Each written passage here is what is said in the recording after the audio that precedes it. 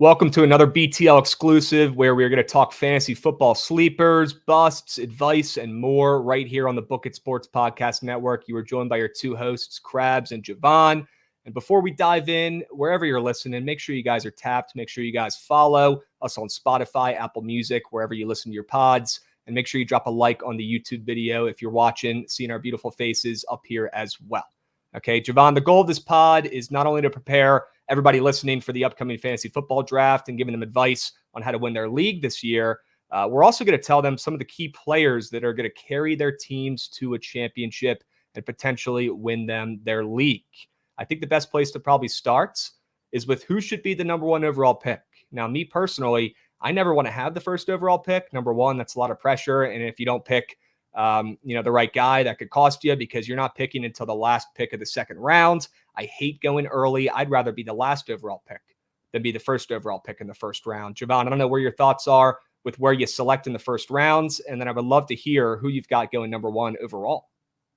Yeah, I want the 4 or 5 spot in that 10 or 12 man leave type guy. I like to kind of make the decision based on who's the best out of like the second crop of guys. Because usually there's your undisputed like top 3 in any given year and maybe top 2 if we're talking about this year. And I kind of like to be on the back end of that. So that's where I want to be. If we were talking number one overall in this year's draft, I can't go with anybody but CeeDee Lamb.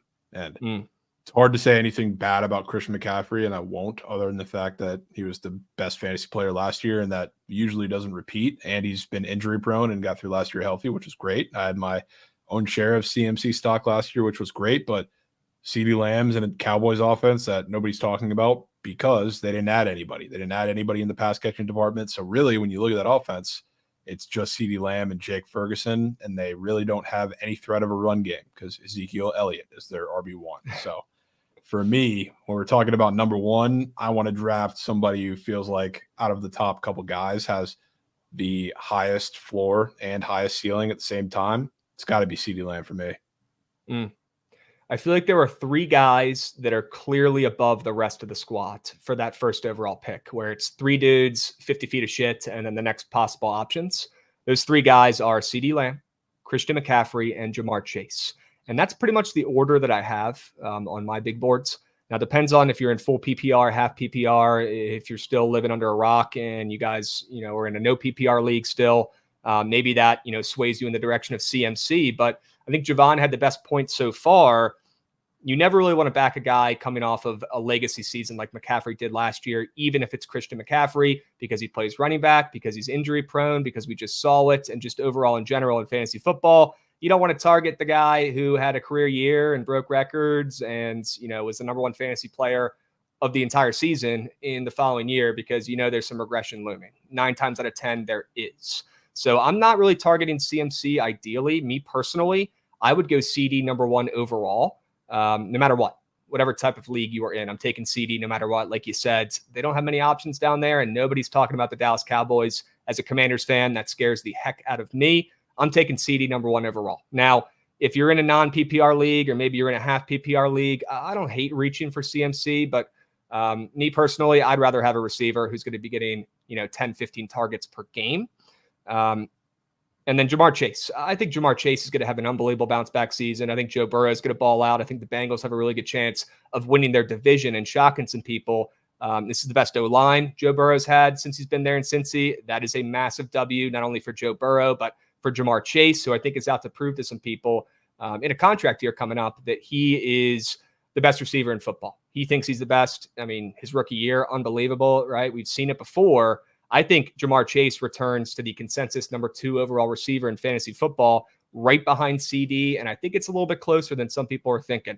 I'd rather take Jamar Chase over CMC, number 2 overall, if I had the second pick, even if I'm in a no PPR league, because I think Jamar Chase is going to go absolutely nuts, and I'm a little bit worried about CMC and the injury concerns. And also, let's not act like Coach Shanahan has not implemented running back by committees the majority of his years, as a coach and offensive mastermind. Last year was the first time he really leaned into CMC heavily. I would be shocked if they give him the same workload this year. And if they do, I will charge it to the game. It is what it is. But I'm taking Chase over CMC anyways, but I've got CD above both of those two gentlemen. I think either way you're winning with either three of those guys, though. Yeah, I agree. And I'd say I would probably still lean a little more CMC over Jamar Chase just because Okay.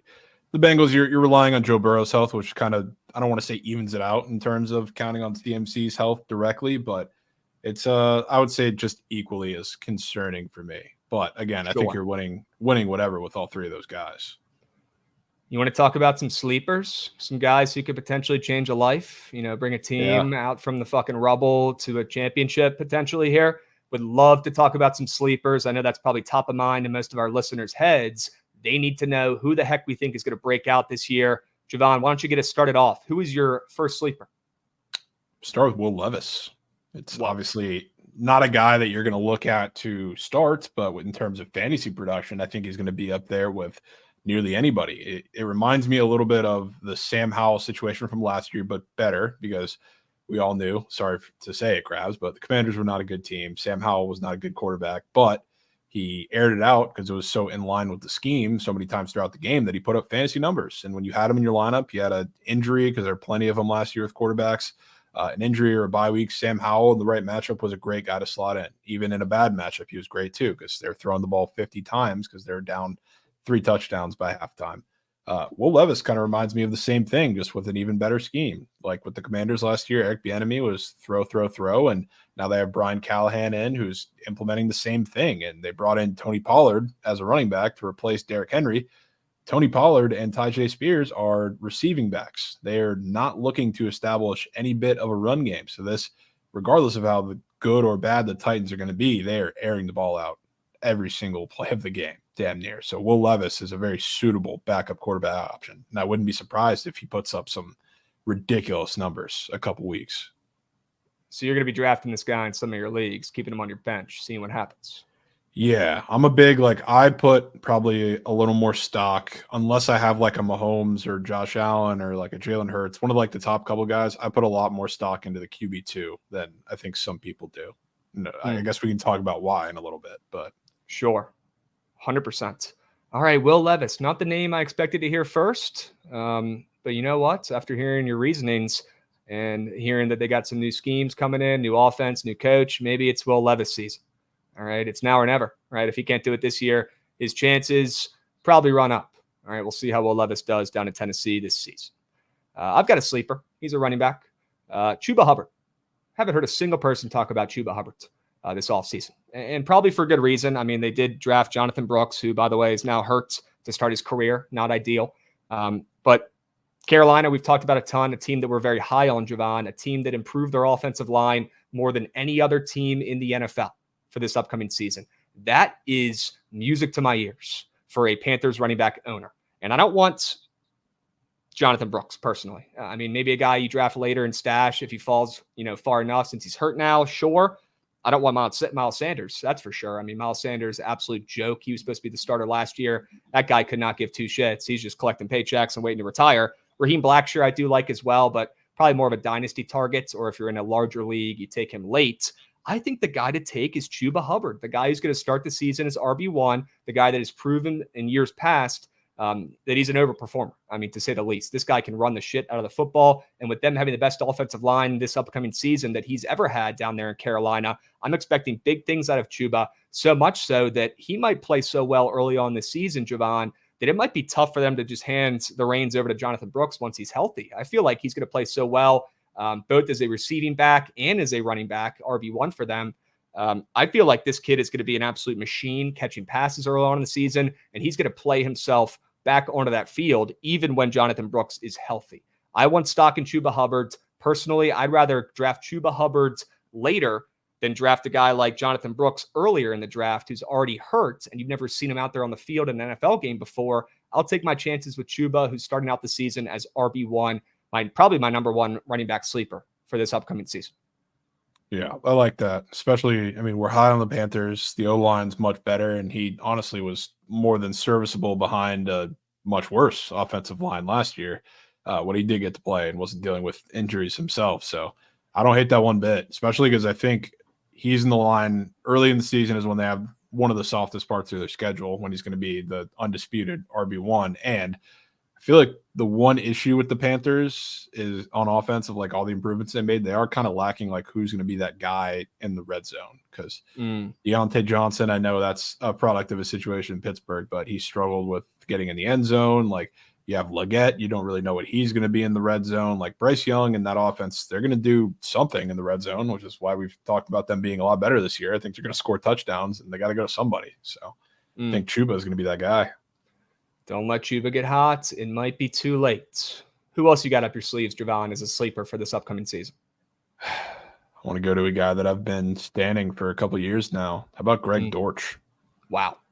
All the talk about, Marvin Harrison Jr. coming into that offense, and you got Trey McBride, who was really fucking good when they had him started as a tight end in the end of the season, really, when the offense started to pick back up and Kyler came back. But Greg Dortch is the guy who's sneakily been destroying all of camp. And I don't think it's a fluke because he's been seen as like a gadget guy at times. But I feel like now with Marvin Harrison and Trey McBride, and then you have guys on the outside like Michael Wilson, you have another bigger wide receiver out there. I think he's going to serve as that Rondale Moore option that they're now lacking in Arizona. And he's going to be more than just the gadget guy. He's going to be the guy that's tearing it up in the slot. And I think but I've been hearing all these reports that he's leveled up his game over the offseason. We hear that about a lot of wide receivers. But for Greg Dortch especially, I think he's coming into this season as a much more versatile guy. And like he's been a good spot start in certain matchups like we got the last couple of years. And that's when I've been betting on him and putting him in my fantasy lineups. I think he's going to be a lot more consistent this year. So watch out for Greg Dortch, especially with all the attention on the other guys in that offense. If he can stay healthy, he will be a great sleeper. Could not agree more. I've got another guy who is probably in the same boat, Jameson Williams. Is there a wide receiver 2 in the NFL in a better offense that is getting talked about less than Jameson Williams? I don't know if there is, to be completely honest with you. Maybe it's because he hasn't had a breakout in his first 2 seasons like the majority of these great wide receivers we've seen in years past. But in my opinion, he gets an excuse. He had a terrible ACL injury, and it's taken him a while to get back from it. But he's shown flashes in the last 2 seasons when he's got out there on the fields that this kid has elite speed. He's got the athletic abilities. He's just got to get the fucking targets, and he's got to get the ball in his hands. In this upcoming season, he will be wide receiver 2. I'm very excited to see what Jameson Williams can do in a very good Lions offense that at times can be pass heavy. And I think this team, I don't think they'll be as good as they were last season. I think last year was the Lions' year. This year, I'm not expecting them to have as much luck or success, which I think results in more passes, which means more Jameson Williams targets and fantasy points. It's not rocket science here, folks. I'm all in on Jameson Williams for this upcoming season, that elite speed. Let's not forget how unbelievable this kid was at Alabama before the injury, and I'm buying stock right now. He's been tweaking in the preseason. I think, you're not going to have many opportunities to grab a guy like Jameson Williams, who's a wide receiver 2 in a very good above average offense. It's not getting talked about as much as Jameson Williams is. It doesn't make a whole lot of sense to me. This might be the first one we kind of disagree on, Krabs. Wow. As much as I like the Lions, I feel like if the Jameson Williams breakout was going to happen, I feel like we would have seen it a little more at a consistent level already. So it kind of worries me, especially with I'm all for a sleeper that's in an offense, just like we talked about with like Dortch. Like they have Marvin, they have Trey McBride, who are going to demand a lot of targets. St. Brown and Laporta are going to do the same thing.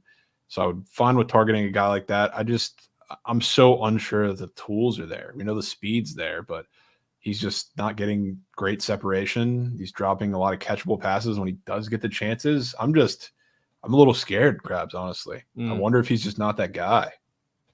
I don't know. I was watching him against the 49ers in the playoffs last year, and he reeled in a touchdown for the Lions. I just feel like there's something about this kid. I've got a good feeling about who's going to be, receiver longstanding in this league for years to come. I consider myself pretty good at fantasy football as well. I got a couple ships under my belt, and a guy like Jameson Williams is definitely somebody I want to take a flyer on, who has not had the production yet, but he has all the talent in the world in a good offense that I still believe in. And I am just surprised to not hear as much gas about Jameson Williams heading into this year, considering his ADP. I think it's still a little too low personally for him, and I'm going to take a chance and see if he can break out as a wide receiver 2 for the first time for the Lions. That's fair. I can respect that. Who else you got? Keep this one a little quicker, I guess, but Well, I'm a little higher, and I think you are too on the Bills than the consensus is, just as a whole. Everybody thinks they're going to take this massive step back because of the wide receiver room being depleted. I don't really sit in that boat. A lot of people are targeting Khalil Shakir, who I don't mind, but I think Curtis Samuel is going to take that role a little more than Shakir is. So I think Curtis Samuel, if he can stay healthy, is a great guy to target, especially because one of the adjustments I think Josh Allen is going to have to make with this receiving core is taking what the defense gives him. Part of that's going to come from the run game, which is not on his arm. That's just on the overall play calling. First year, I think the Bills have come in feeling really good about their run game in a season in quite some time with James Cook. But I think the short game is going to be huge too. And I think that's the next evolution of Josh Allen. And Curtis Samuel can certainly be a deep threat. But when I look at everything that receiving core is right now, I think he's everything. Like he's a deep threat. He's a gadget guy. He can go short. He can go, 20 yards down the field. So I think Curtis Samuel is going to be the Swiss Army knife if healthy for the Bills. And I think I'm really excited to see how he gets utilized in that offense. Curtis Samuel is a overperformer.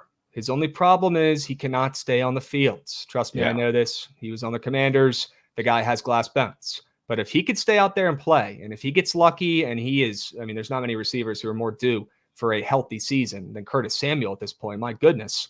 If he could stay out there on the fields in a Bills offense that nobody believes in, that's probably going to prove some people wrong this upcoming season. Josh Allen looks healthy, looks great, has his mind right. I would watch out for the Bills this season, side note, but I love that sleeper pick. Curtis Samuel, a guy who got to watch him, for a little bit in DC. This dude would show up when he needed him most. He would come through. He would do everything. Swiss Army knife, like he talked about. Could not agree more. Great sleeper if he can stay healthy.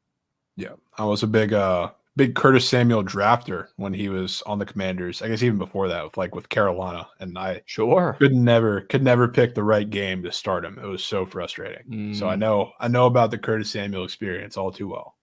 Yep, we'll see if he can be more consistent this upcoming season. Jovan's got him as a sleeper, and I like it. Let's keep the Commanders vibes up. I know Curtis is no longer a Commander, but I got a new one that I like, a rookie. How about Ben Sinnott? How about a tight end sleeper for you guys? Ben Sinnott, by the way, has looked great in the preseason. I don't know if you saw that highlight or not, Jovan, but he had a play where he turned into Rob Gronkowski and carried about 7 defenders, about 15 yards. He looks like, to me, the next Sam Laporta. Maybe not as much volume, maybe not in as great of an offense where he's going to get as many targets, but there's something about this Ben Sinnott kid, extremely athletic. And we could see, once we get out there on the field during the regular season, look around him. Who else is Jaden Daniels going to throw the ball to, Jovan? They don't have anyone else. Terry McLaurin, sure, GOAT. He's number one option by far. They just traded away Jahan Dotson, their wide receiver too.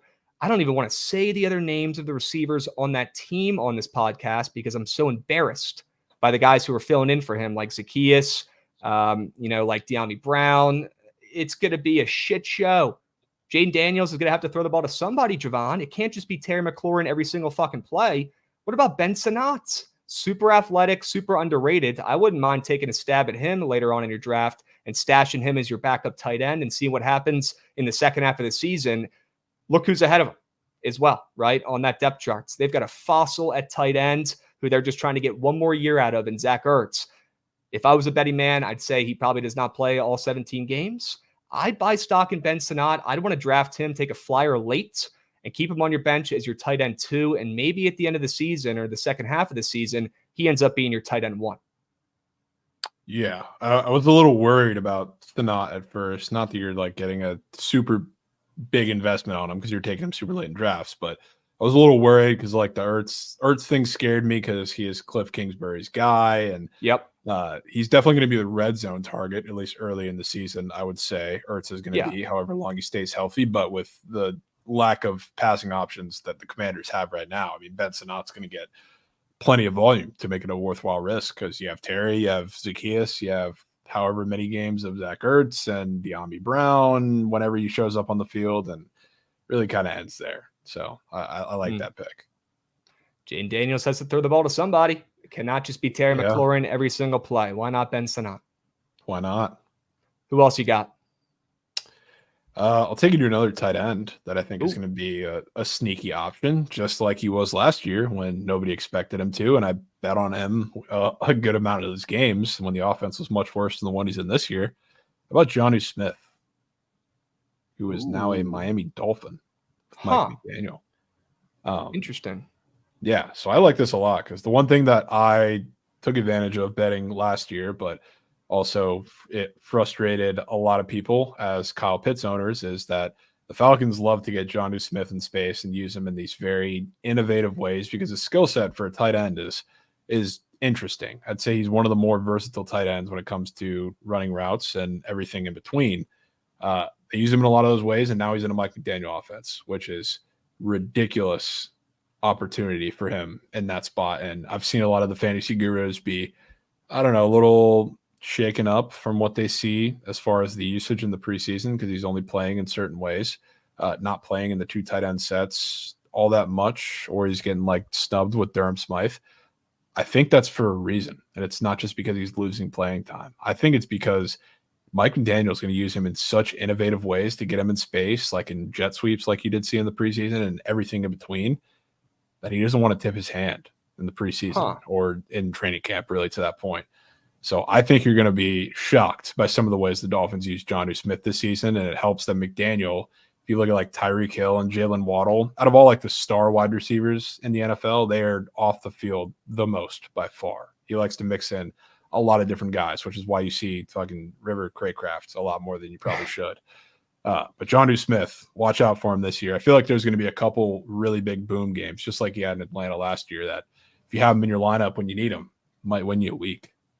Ooh, watch out for Jonnu Smith. If you are fucked and don't have a tight end and you're, struggling to find one later on in your fantasy football drafts, maybe Jonnu Smith is a good late flyer. Maybe Ben Sanat on the Commanders, worth a look. Two tight ends for you guys to potentially target later on in your drafts. I got a running back for you, and this is not one you'd probably expect. James Conner. Ooh, Is that even a sleeper? I guess I would consider it a sleeper. I mean, look, maybe. they just drafted Trey Benson. Trey Benson is getting drafted ahead of James Conner almost everywhere you look. They haven't really made an announcement of who's going to be the starting running back yet. But again, kind of like I talked about with Chuba Hubbard and that situation going on with all those RBs, I need to see it on the field first before I can buy stock in any player in the NFL, to be honest with you, especially a running back like Trey Benson, who I already really don't believe in that much. Just respectfully, I just don't really love him that much. I don't think he's a difference maker. Don't think he's moving the needle for the Cardinals backfield personally. And James Conner, I mean, look, he's been there before, and this guy is a workhorse. This guy can do it all, receiving back. He can block a little bit. We know he can run the heck out of the football. And Kyler Murray has a lot to prove this season, too. I think he's going to lean on his veteran James Conner in that backfield. And I think unless James Conner gets hurt, he's still going to be the established starter in this offense. And I'm not getting all this hoopla and hype about Trey Benson.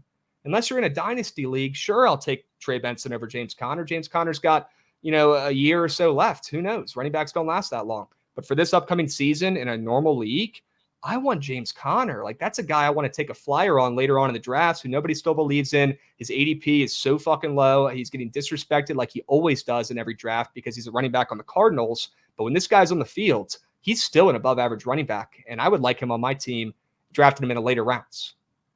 Yeah, I'm in on that, especially because I think the Cardinals offense, which I think everybody is kind of at that point with a healthy Kyler, that we think they're going to be pretty good, even if they're not winning games because the defense is bad.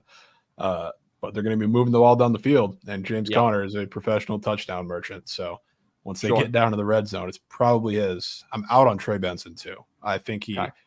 I don't want to read too much into everything in the preseason, but with a running back, I see a lot of indecisive runs where he is very hesitant to hit a hole, which is alarming for me if you're this running back that's getting hyped up like he is as a backup behind James Conner. So I like that a lot. Yep. The ADPs are disrespecting the heck out of James Conner. I don't get it. I need to see it on the field for Trey Benson first. I want James Conner later rounds. Jovan, you got a couple other sleepers up your sleeves? Who else you got? Yeah, I got one more, and I'll take you to a running back too, but this one's a backup. How about Bucky Irving for the Bucks?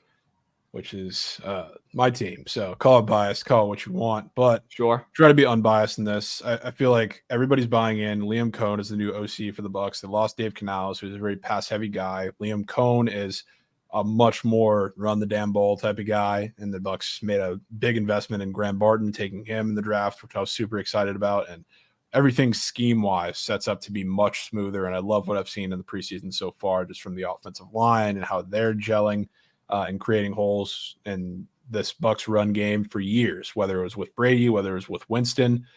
It's been awful to the point of like Brady and Winston weren't throwing the ball 50 times a game because that was just a choice. They had to, because there's never been a threat of a run game. The best they had was Leonard Fournette, who was a touchdown merchant, but he was averaging like 2 yards a carry. So now I think this year the run game is going to be a lot better. The thing that I disagree with everybody is they think Rachaad White's not going to lose any volume.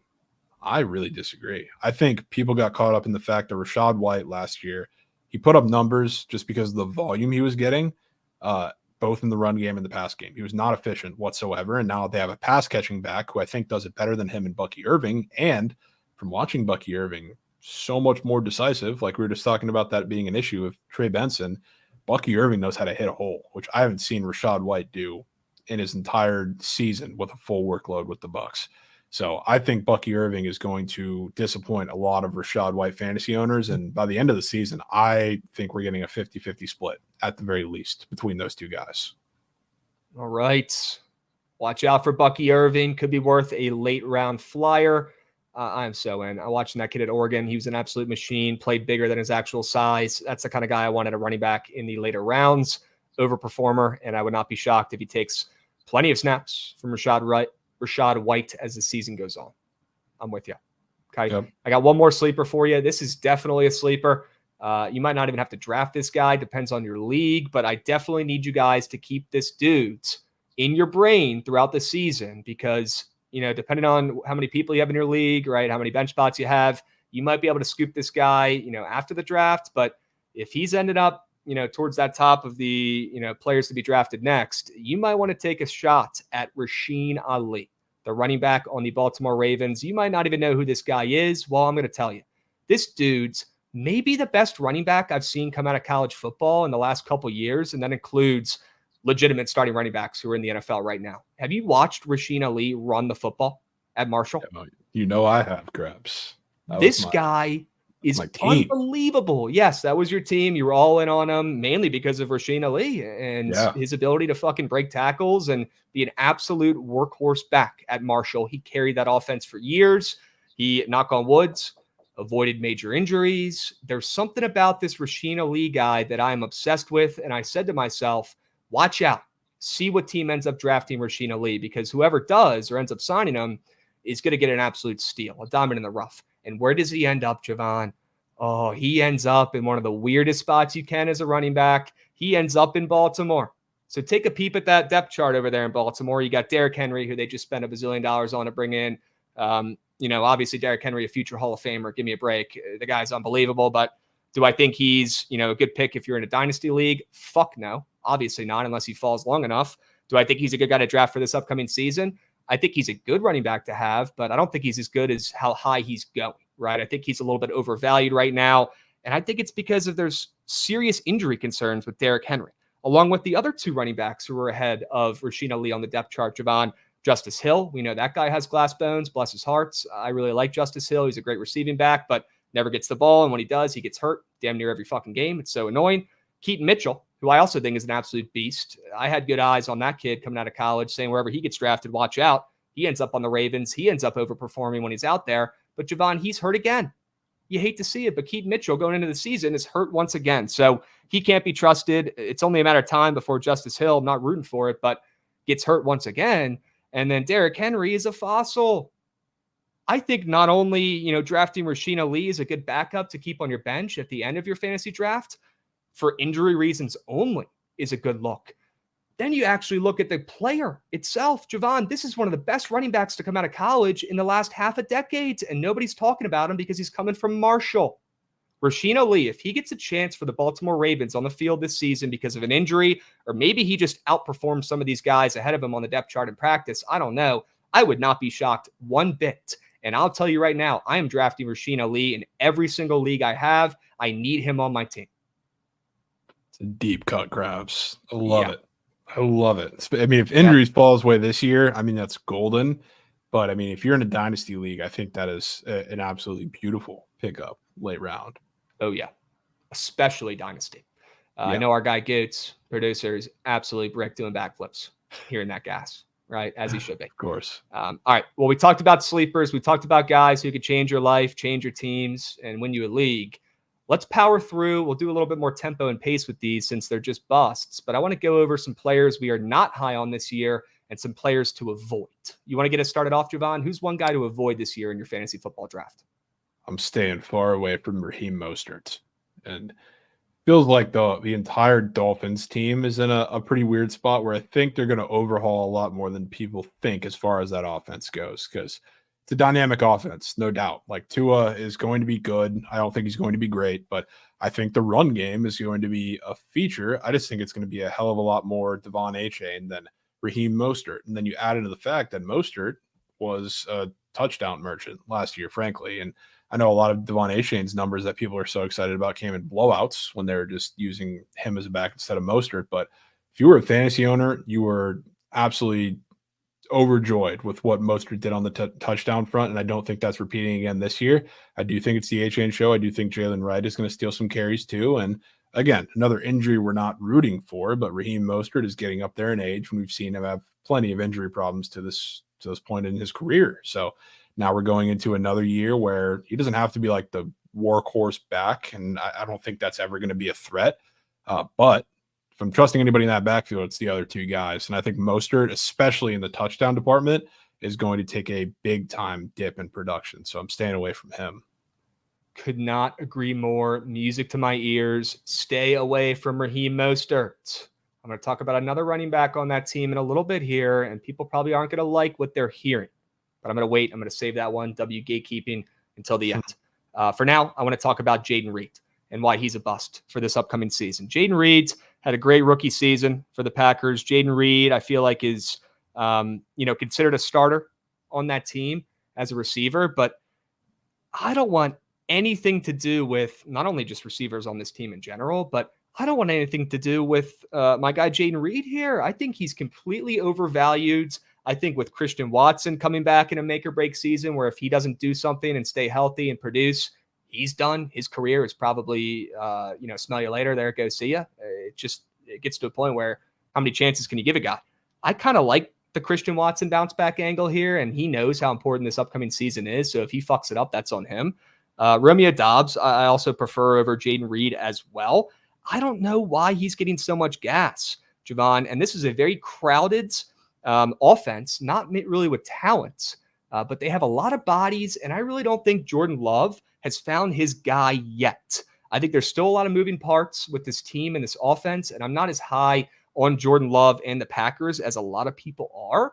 I just want nothing to do with Jayden Reed. And I'm confused as why he's getting this much respect on his ADP and in this year's fantasy football drafts. I agree. I'd say I'm a little less high on the Packers than consensus, or most people are. But I think if you're going out of your way to reach for one of these Packers wide receivers in your draft, I think you're doing it wrong, because you're going to have guys that step up on any given week, but their floors and their ceilings are so volatile that I really have no interest in any Packers wide receiver unless they just fall in my lap, and they are so much better than whatever other wide receiver option I would take at that spot, whether it's Watson, whether it's Reed, whether it's Dobbs, whether it's Wicks, who everybody thinks is the next, great thing. But I don't know. I've seen it about pretty much every Packers receiver at this point that they're going to be, going for 1,500 this season. And I have no interest in trying to pick. I think they're all in equal spots. Me personally, I'd rather draft Wicks 5-10 rounds later than a guy who really hasn't done much, besides in one season for Jayden Reed. I just don't get all the gas. And I think there's too many mouths to feed. I don't want to be involved in this Packers offense really at all. And I'm anti Jayden Reed for this upcoming season. Jovan, you got another bust for me?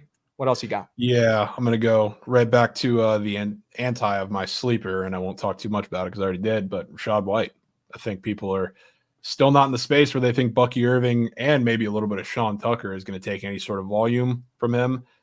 I think you're going to see that. And I think as much as I love Rachaad White, and I think he's pretty fun to watch, I think he was a product of volume last year because the Bucs really didn't have any other guy. Chase Edmonds was the running back too, and he was injured for a majority of the year. They had nobody else to run the ball, and Rachaad White just lived off of volume for the most part. So I think we're going to see this year that he's unfortunately not all that good. It's pretty inefficient, and I think Bucky Irving's going to really get the edge, especially by next year. Because I think Bucky Irving's a great late round target for redraft leagues, but take him in your dynasty because I think there's a real chance that he's starting come next year.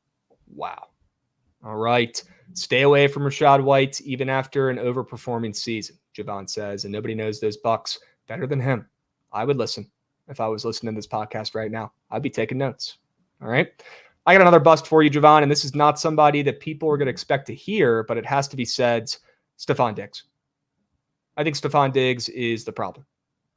I think you're going to see the Bills shine this year without him. I think he's a cancer to the locker room. I think he's a diva like most wide receivers are. He has the right to be. He's a great wide receiver. He could talk shit. He could not be a great leader in the locker room. That's what wide receivers do, I guess. In 2024, they get away with it. But I think Stefon Diggs is part of the problem.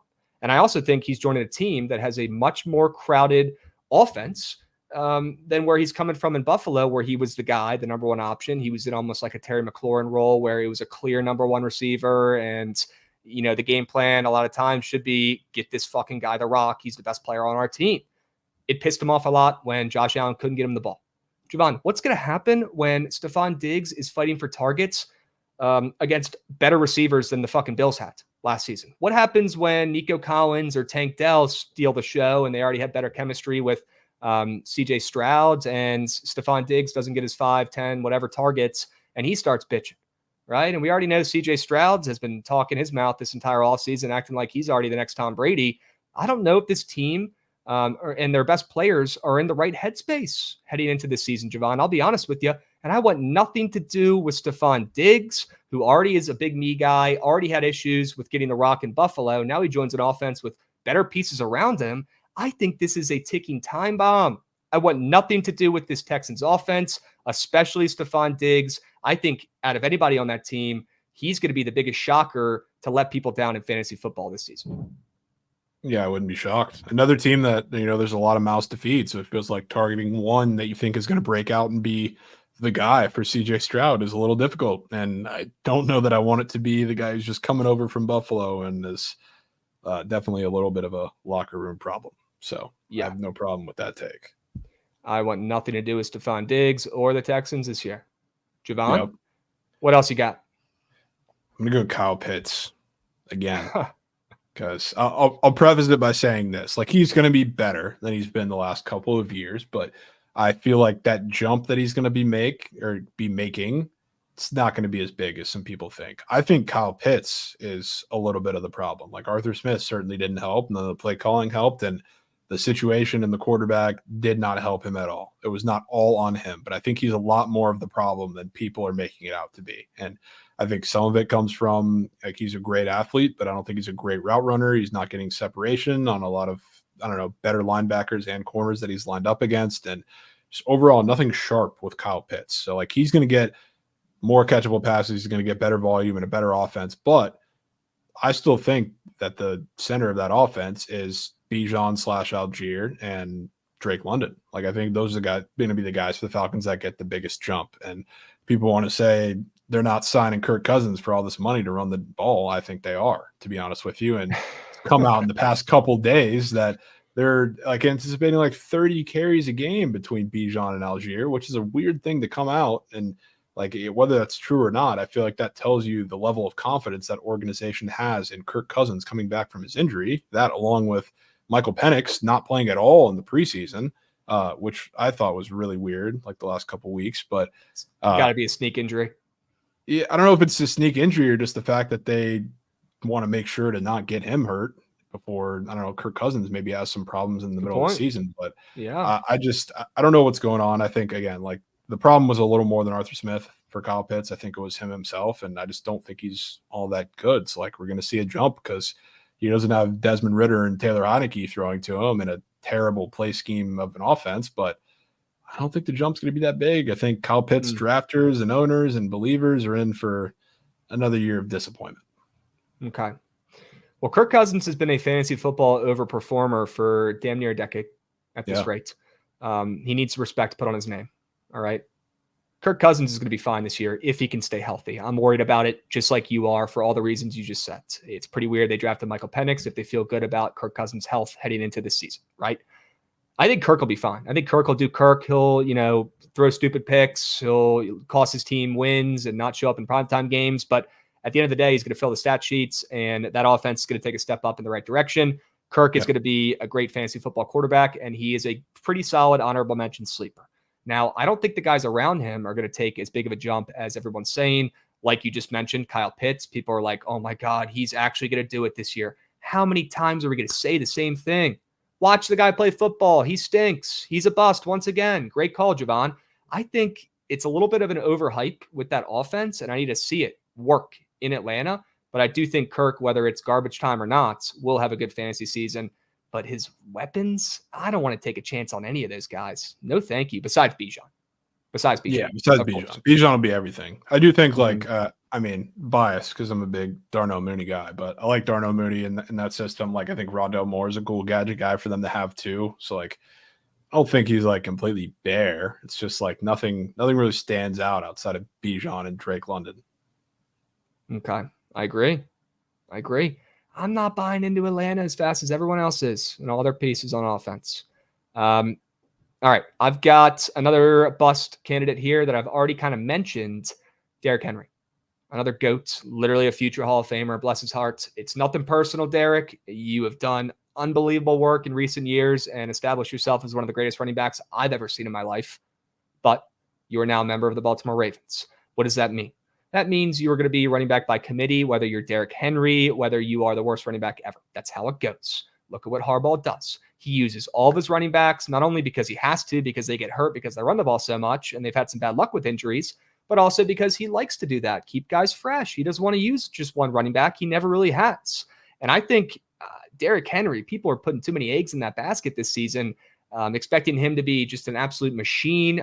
Look, I'm sure his rushing yards will be solid, and he is going to be, their running back for the majority of plays if he's healthy, right? But I think Derrick Henry at this age is a tough guy to really back. And I'm really worried about if they try to uptake his workload this season, Jovan, it might not go well for Derrick Henry or the Ravens. I'm also worried about the guys behind Derrick Henry, who I all like when they're healthy. I talked about all three of them earlier. I think that's a very crowded backfield.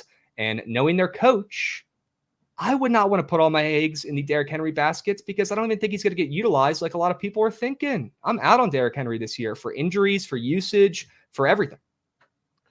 Yeah, and I don't disagree. And I have a guy that I'm talking about bust that's a little directly interrelated with that one, Krabs. Let's hear it. What do you got? Lamar Jackson. Oh, go right for the jugular. Wow. And yeah, it's scary saying that about a quarterback that has the amount of rushing upside that he does. And I think he'll certainly have that. One of the biggest problems for the Ravens and why I can't buy into them this year as a whole, even though they made the cool addition with Derrick Henry, the offensive line. I think this is the worst Ravens offensive line we've seen in God knows how long because they've lost a bunch of guys. They even have Ronnie Stanley who's getting up there in age. So they've been getting dominated so far in training camp and in the preseason with the joint practices they've been having. I don't think that's an accident. I don't think that's a fluke. I think that is a legitimate concern that we have for the Ravens offensive line, which is something we haven't been able to say for a very, very long time. So you know what's going to happen if the offensive line is bad and it's not allowing the run scheme to be what it has been for the last couple of years, whether it's Derrick Henry, whether it's Keaton Mitchell, whether it's Rasheen Ali, whether it's Justice Hill.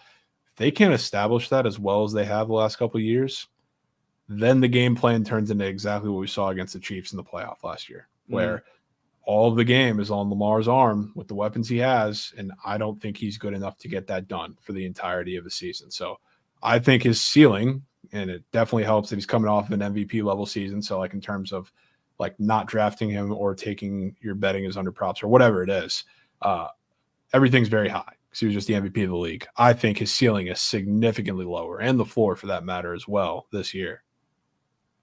Wow. Did not expect to hear that.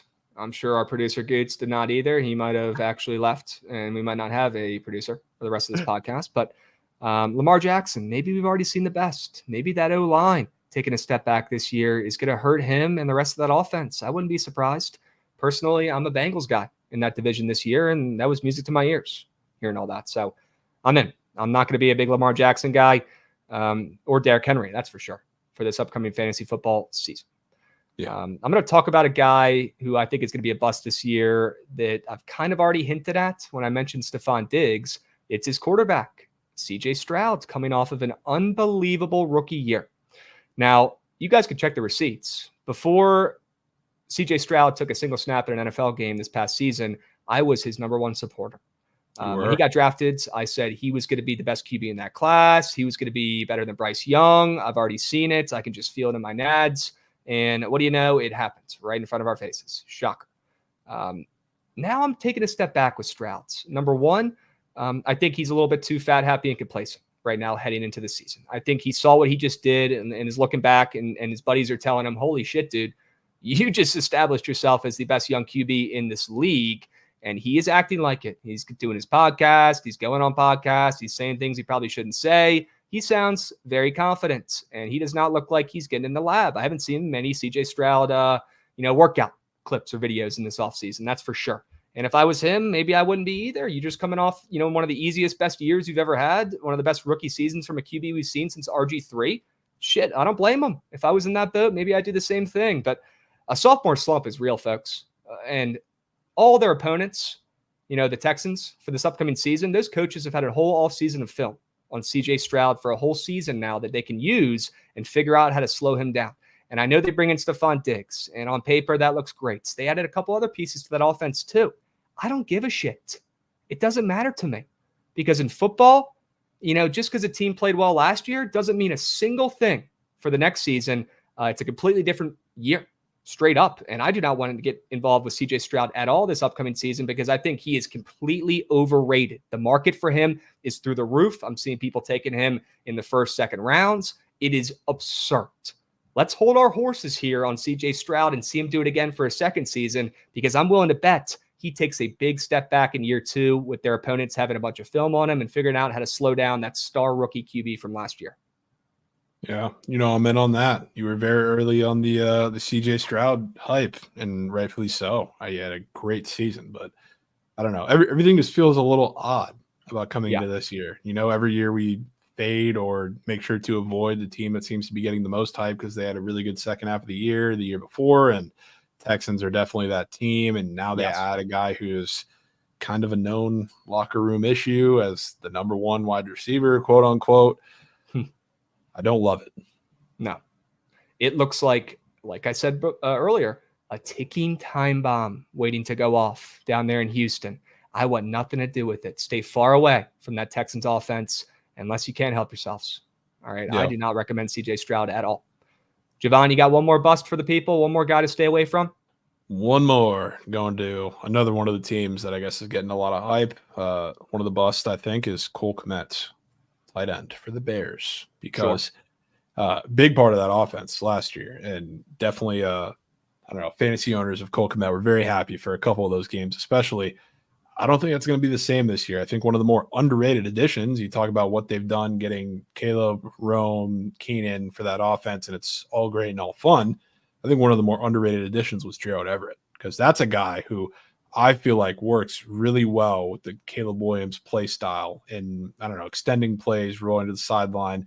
That feels like a lot more Gerald Everett's game. And what we've seen so far early in camp, early in preseason, a lot of two tight end sets with both of them on the field, both Gerald Everett and Cole Kmet. And I think that lends itself to a lot more Gerald Everett than it does Cole Kmet. So I feel like his role as the season goes on is going to continually diminish, and he might still be, a touchdown option for certain games. Maybe Gerald Everett goes down and, they see a little uptick for a week or two. But I think throughout the full course of the season, I think Gerald Everett's going to be the tight end one there and be the biggest focal point for Caleb Williams as a tight end there. Wow. Did not expect to hear that, Jovan, but after hearing your reasoning there, sign me up. Keep me far away from Cole Kmet. And we're going to talk about tight ends here a little bit more and strategies with them. I'm not obsessed with many tight ends this upcoming fantasy football season. I know you were big on Sam Laporta. You kind of called that last year. He broke out. That was awesome. I'm just not big tight end heavy in fantasy football for this season, and we will talk about that more here in a moment. For now, Let me give you one more bust candidate, somebody I'm sure you can get behind. You've already talked about his counterpart, Raheem Mostert. I'm low on Devin Achane, and for a couple reasons. Number one, crowded backfields. You got a lot of guys back there, like you just talked about, Raheem Mostert, who I'm with you. I'm down to fades Mostert this season, but I'm a little bit worried about all the mouths they have to feed. And you also mentioned their coach McDaniel. He loves using all of his guys. He uses his entire team. He plays his entire team. He wants to keep people healthy, keep people fresh, trying new things. He's smart. I like the way he rolls. I like the way he coaches. They've got a lot of guys in that backfield, Jovan, that I think are solid running backs that are all going to get utilized, just like the Ravens that I just talked about. You got Mostert, you got Achane, you got Jalen Wright, who I think is a great dynasty pick later in rounds, if you can get your hands on him. And Jeff Wilson as well. Don't forget about him. They have so many guys, Jovan, and I'm sure they have a couple random McGees on their practice squad that'll turn into the next A-Chains themselves, just like he was only a year or so ago.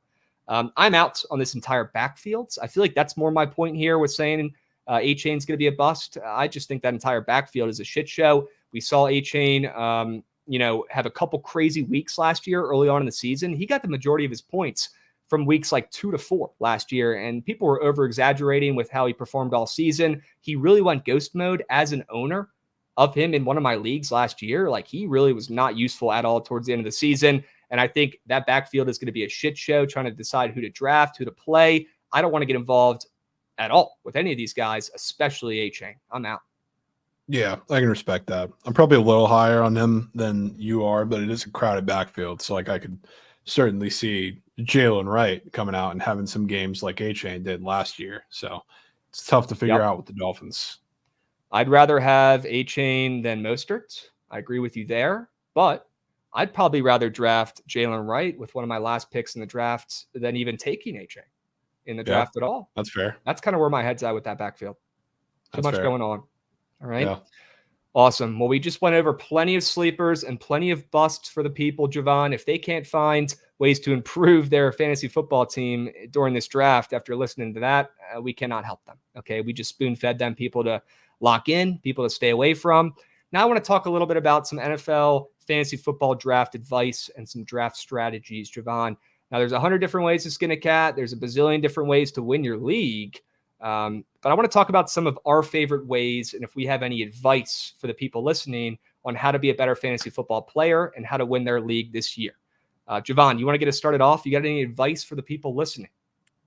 Yeah. So, I mean, I based my drafts pretty much every year of like guys to target on the opportunity that the offense gives them. So that means a couple different things. Like, I'm looking at offenses this year of where the pass catching options for wide receivers or tight end are rather limited, and they're still offenses that I respect to put up a lot of points. So like, I'll use the example of the Cowboys this season. I believe in Dak. I believe in that offense a lot, but they have Zeke as RB1, and then they didn't make any additions in the pass catching room. So it is CD and it is Jake Ferguson.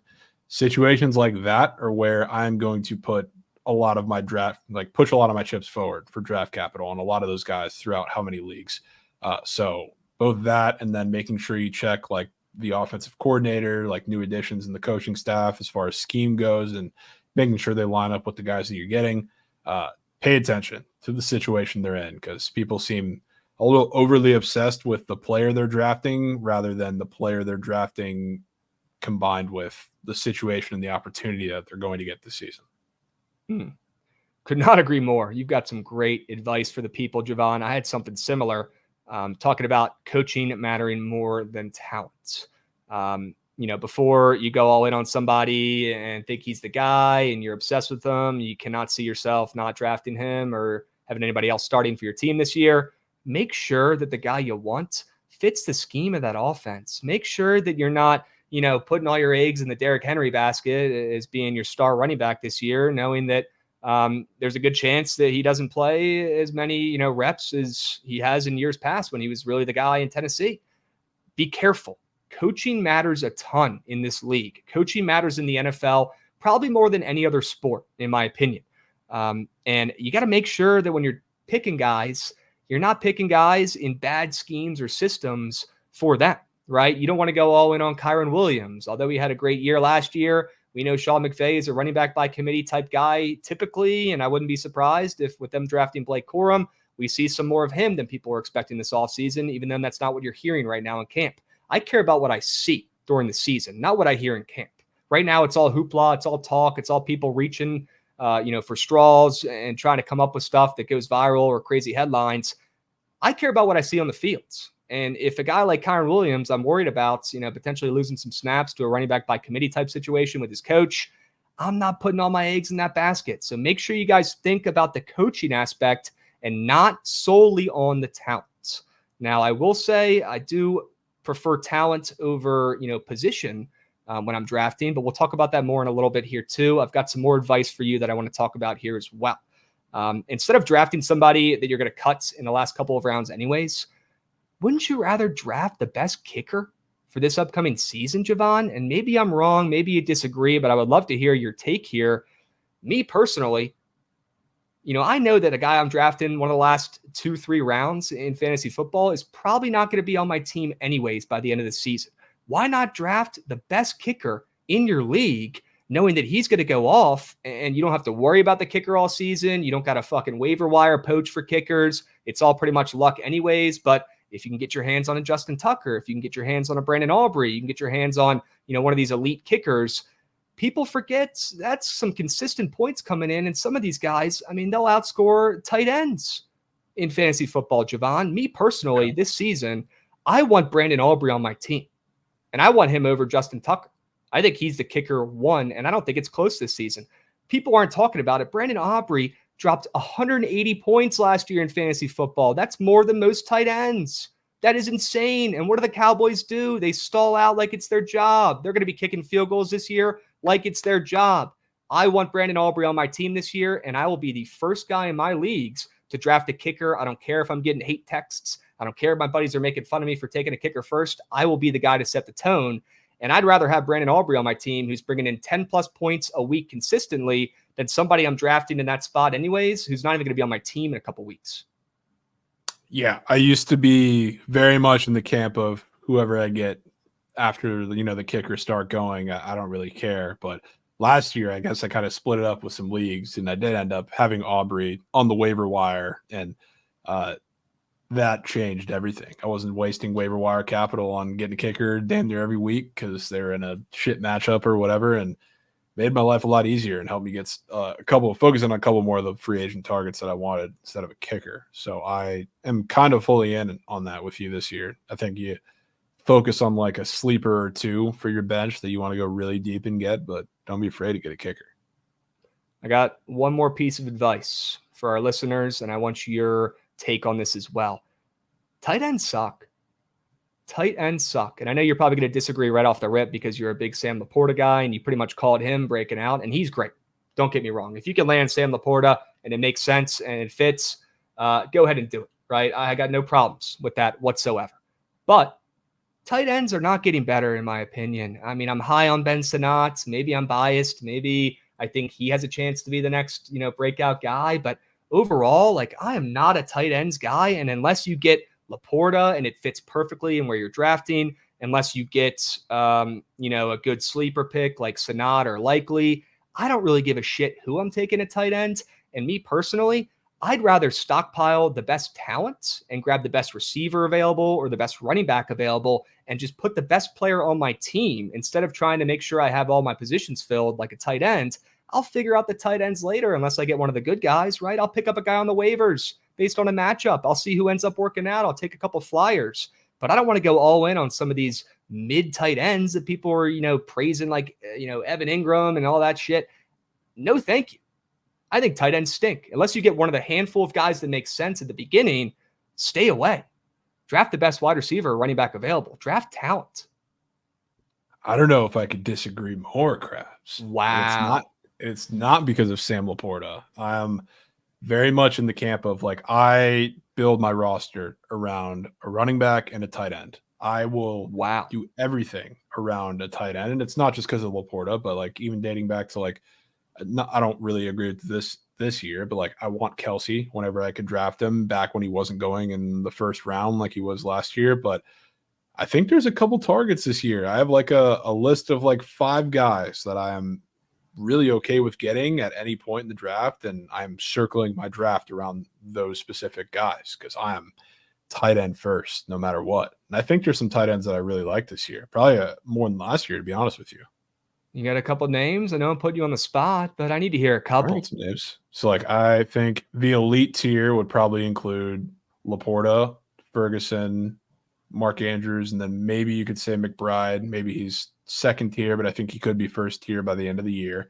And then I guess the only second tier guy that I would also be really okay with is Evan Ingram, because I think the touchdown upside is a lot bigger there. And I'm bigger on the Jags just in general than previous years. So, like, Yep. I think last year, I'm usually not a big Mark Andrews guy, period. Not that I'm the biggest one this year, but I'm okay with getting him. Last year, like, for me, it was Kelsey and Laporta. Like, if I wasn't getting any two of those guys, I was chalking it pretty much. This year, I feel like my net's cast a little wider.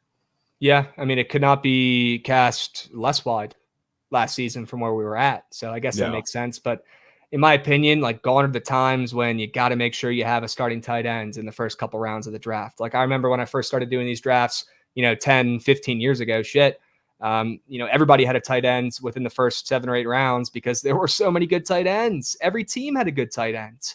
Now I feel like there's too much stock and effort wasted trying to find the right tight ends. And you look at the end of the season and see, the results and the stats, and there's typically only, a handful of guys, if that were really worth their draft spots instead of just drafting the most overall talent at whatever position they're at. So I'm still standing on business. I don't think tight ends matter unless you get a couple of the guys that you did mention, Jovan, for this upcoming season. Sure, Laporta.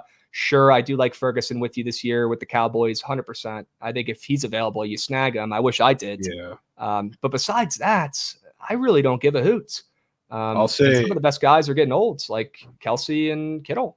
Yeah, I mean, I'm not interested in Kelsey and Kittle this year. I'll say that, but I will say this year, the reason why I like tight ends so much, outside of the fact that I'm just a huge tight end fantasy guy in general, there's a couple of situations where the floor volume wise seems bigger than we've had like in past years. And I'm not just talking about Laporta, because I mean, Laporta's target share was ridiculous last year, and it can't really get any larger in that offense, you would think, but the floor is there for him. It feels like the floor is there for Ferguson, because who the hell else are they throwing to but him and CD?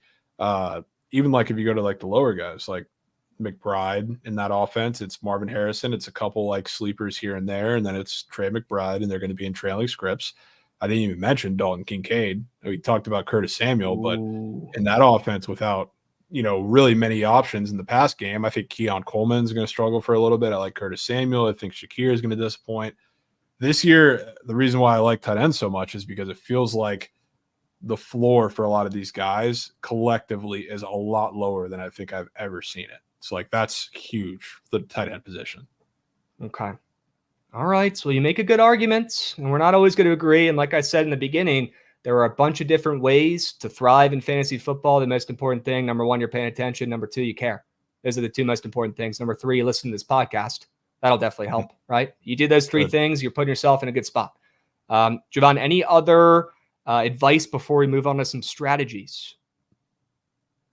No, we can move straight to some strats. Okay. All right. Let me know what you think about this, Jovan. Unless you've got a guy like Josh Allen or Lamar staring at you right in the face, and after hearing your Lamar pitch, we can probably take him out of this. But unless you're seeing Josh Allen staring at you funny, looking at you funny, and you just have to take him because you haven't had him before in fantasy and he's fun and cool, or Jaden Daniels maybe falls to you in the right spots. Well, I don't know, one of these sleeper QBs who I think could overperform that we're going to talk about here in a little bit when we go over fantasy football targets. Unless you get your hands on one of those two guys, I think you're better off just waiting on QB until the end. Shit, don't even draft one if you don't have to.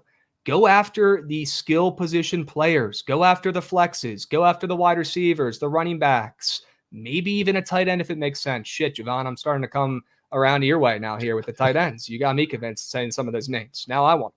But unless you have, the perfect scenario to take Josh Allen, who falls a spot or two, or maybe you take a chance at Jaden Daniels, who should have a good time rushing the football this season, right? And that helps in fantasy. He could be the next, Justin Fields type breakout in fantasy too. I think he could even be better. We'll talk about that more here in a little bit. I think you're better off staying away from the QBs. You figure it out later on. Your waiver wire picking up against matchups. QB's the easiest position to figure out on the waiver wire. You could pretty much tell how a guy's going to do overall just based on their opponent for that week. Other positions, still a lot needs to happen. You still need the QB to throw the fucking receiver the ball. At least the QB, you know he's getting those chances, those dropbacks, and the entire game of being the starting QB in most cases. So I don't think you need to reach for a QB unless it's the perfect scenario. I think more often than not, 9.5 times out of 10, you wait and take QBs and be the last guy in your league to snag them. Go after the skill players. Get the best available guys. Don't reach for a position. Yeah, here's my hot take. And I don't know if it should be hot, but I talk with my friends about this every single year in fantasy, and they look at me like I have two heads. Unless you're drafting a guy with heavy rushing upside, I'm drafting for matchups. I'm not drafting for the actual quarterback. So like I put a lot more stock into drafting, seeing like looking at their schedule and saying, okay, they have an easy schedule start of the year. They're playing, not that the Panthers I think are going to be bad this year, and they're not bad defensively, but like they're playing the Panthers, the Commanders, they have this, that. Then you get into the playoffs and they're playing all the worst defenses in the league. And then I draft another quarterback that while my first quarterback is on a tougher stretch of a schedule, he has an easier stretch. So like I am all in favor of waiting unless you have like a Josh Allen, you have like a true like league winning type quarterback, which there's only in my mind like 2 or 3 of those in the league this year. Whether you have like Mahomes, Josh Allen, maybe Jalen Hurts, I think can enter that conversation again this year. But other than that, I'm looking at schedules, I'm looking at bye weeks, I'm looking at matchups. Wherever you find the softest one, I think you draft one semi early, I guess, and then you try and if you have to reach, depending on where you are, you reach for a second one. Well, I could not agree more. I think that is one of the most underrated secrets of fantasy football for QBs, at least, is drafting based off of matchups and not based off of the talent. Could not agree more, Jovan. And a little side note here as well. The good point that you kind of brought up that got my brain thinking, if you are ever between two guys that you're about to draft, maybe they're the same position, maybe they're relatively similar. I don't know. You're kind of between two dudes. Look at their schedules for the upcoming year. Have that be the tiebreaker. See who's got a tougher playoff schedule, right? Give yourself a chance and set yourself up, right? And utilize the strength of schedules, utilize the matchups. Don't just look at the player. Okay, because that's not even half the battle. The majority of the battle is who the fuck the teams are going to be playing against. Straight up. That gets so swept. That's a great point, Jovan.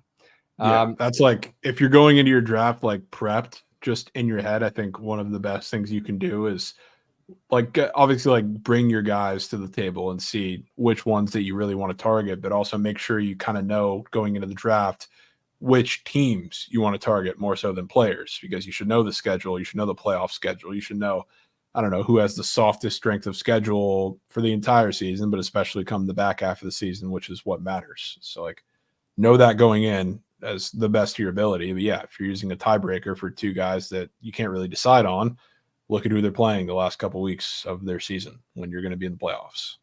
Could not agree more. And if your commissioner has not already taken out the last week of the regular season in the NFL and still has that involved in your championship, you need to find a new commissioner or a new league. Side note. Leave the league. Okay, come on. Get out of that league now. Run. Jovan, any other fantasy football draft strategies you want to let the people know about? Another thing, like as far as like building your team together, what I like to do a lot is I definitely take shots on some guys. Like even if I'm talking about like deep in my bench, like Greg Dortch has a pretty low floor, but a high ceiling because he's Greg Dortch in an offense with Trey McBride and Marvin Harrison Jr. Whether it's in your starting lineup, just period, or with your bench guys, get a good mix of both. Because I want to have guys like Sam Laporta in my lineup, obviously, not just because he's Sam Laporta, but like he has a very high floor of targets. But like then I go and get a wide receiver who I think is more of a boom or bust candidate. So like don't have too many of one or the other, I would say, on your team, because if you have you would think that like putting together like team with a very safe floor is kind of the best strategy for your team. And I've found out myself that I don't think that's true. I think you want a good mix of guys that can go and win you a week by themselves, can go have the Tyreek Hill, 50, 55 point games every once in a blue moon. But I mean, you're liable for a bust week every once in a now again too. But I think find a good mix of both, because it's the only way I think the team's going to develop some chem and win you some weeks consistently. Smart. You don't want to, pick exactly the same for every single selection and overexpose yourself on a certain type of strategy or thought process. Could not agree more. Right? Mix in some other, thought processes, or mix in some other, high floor guys if you have all, low ceiling guys, right? And mix it up, mix and match. I agree. Yeah. Two more things I've got, two more strategies that I want to talk to you guys about. Number one, I'm a big weight on defenses guy. I prefer to pick week to week based off of matchups. I think that's just as important, like we talked about with the QBs and their matchups for defenses. All these people who draft the Cowboys, or you draft, the highest scoring defense from the previous season early or first in their drafts, I'm looking at you like you got 20 eyeballs. It makes no sense to me. Why would you not pick somebody up from waivers who's playing against the worst offense and give yourself a chance week to week? Defenses change all the time. They change throughout the season. People are getting hurt. They're trying new things. Defenses are improving. Defenses are getting worse throughout the season. Depends on which one you have. I cannot get over when people draft a defense first, although I am first team all draft kicker first. I want that clear. I think that's completely separate and different. Maybe I'm crazy, but I don't want a defense in the draft. If I could not draft a defense in my draft and pick up another wide receiver instead, I would. And I'll figure out the defenses once the season starts, Jovan. I've never understood why people pick the best defense available and ride them out the entire season instead of just picking based off of matchups. I don't get it.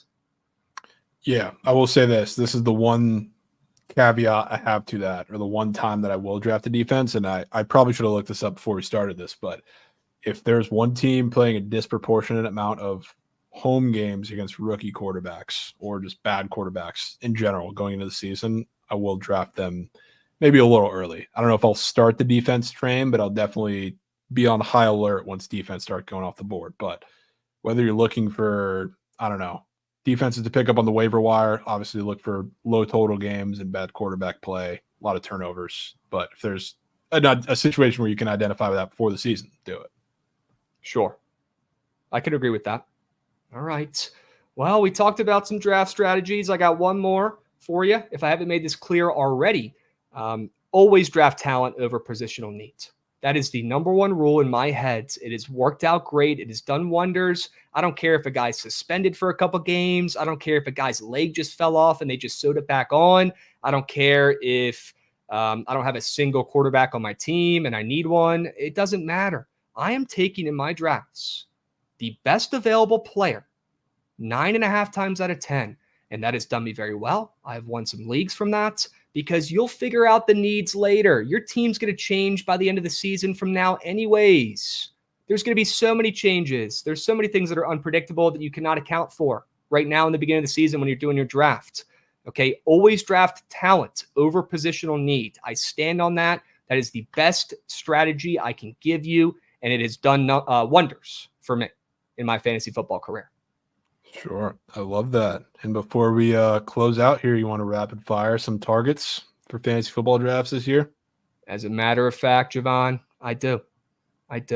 And you know what? If you don't mind, I'd love to go first, because there's a guy who I can't keep it in anymore. I got to let people know. I have a feeling he's on my wall back here, Krabs. He damn might be. Jaden Daniels. He's going to be a top 5 fantasy football quarterback for this upcoming season. I've already seen it.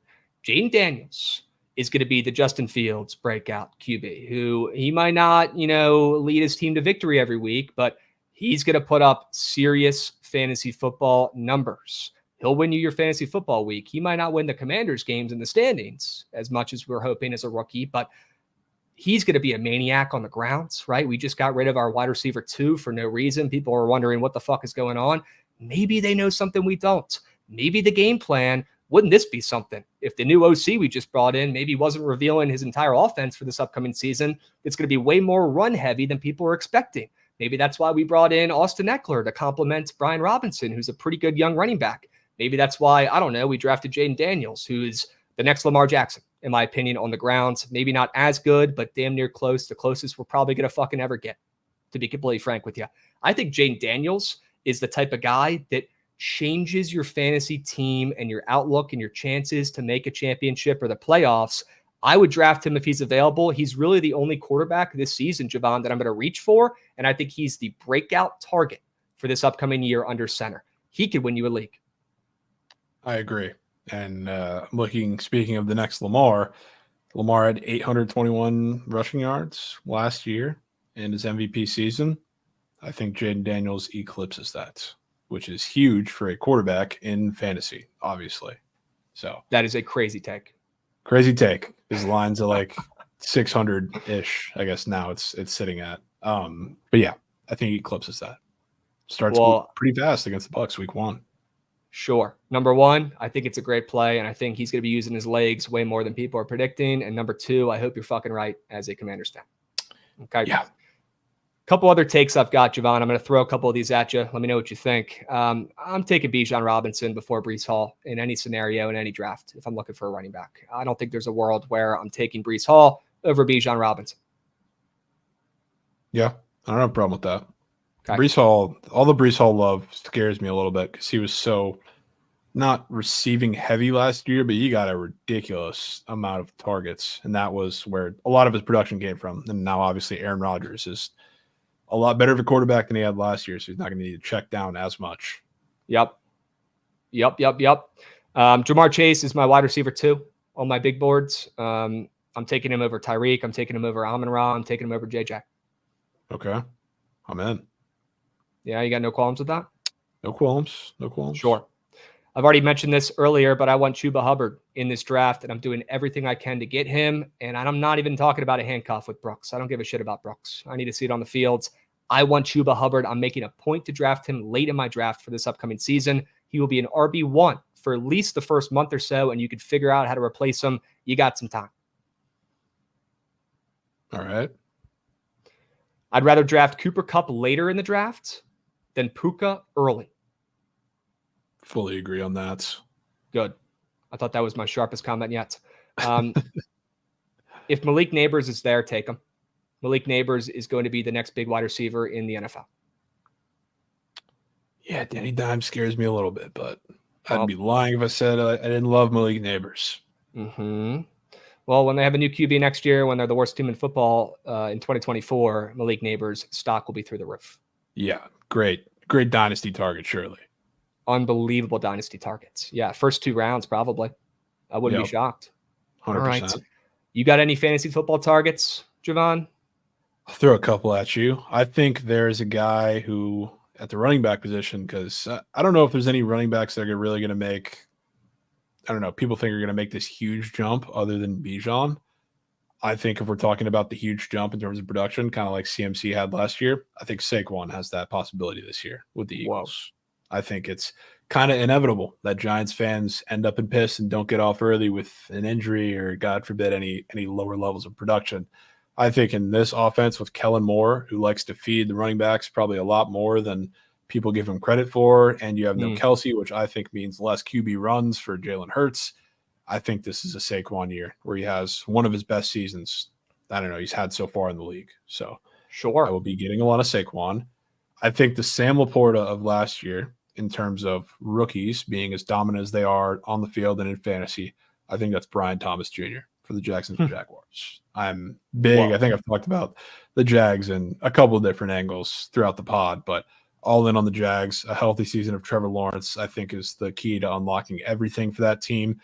I think Brian Thomas is the best wide receiver in this rookie class, and I think we're going to see that.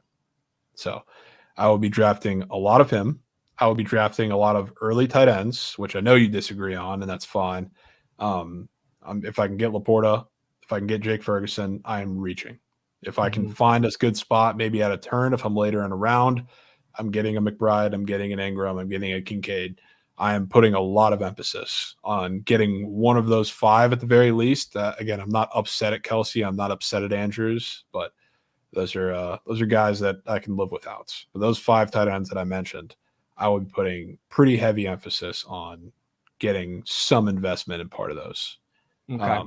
And then I guess last one quickly, I will be looking at the Panthers offense very, very carefully. And a lot of this could revive around revolve around the waiver wire, because I think there's going to be a guy or two come out for the Panthers where from the wide receiving position, especially, where it's going to be a guy you haven't heard of, but he's going to kind of quickly develop into a Bryce Young guy. And they had a couple of those last year, but their offense wasn't good enough for like people to actually take notice or for them to put up like real numbers. I think this year you're going to see that. So like I love Deontay Johnson, I love Leggett. Those are guys you're going to have to draft, but I think there's going to be some options on the wire throughout the season that are going to emerge. Sure. My guess would have been Deontay Johnson. That's the guy I like the best out of that receiving core. What about you? I mean, yeah, that's the guy I definitely like the best. I feel like there's going to be some names that people don't know though that are going to pop out too and be really good pickups come a couple weeks into the season. Maybe it'll be Mingo season again. I'm hoping. Maybe it's Mingo. Maybe we see a ceiling from Terrence Marshall. I don't know. Amir Smith-Marset has like random games, and maybe he's a bigger staple of the offense, or maybe it's Jatavion Sanders, like officially becoming that tight end for them. They've been searching for a couple of years. Could be. Somebody's going to step up for that Panthers offense because they are soaring over their win total. That we know. They are. Somebody's got to do it.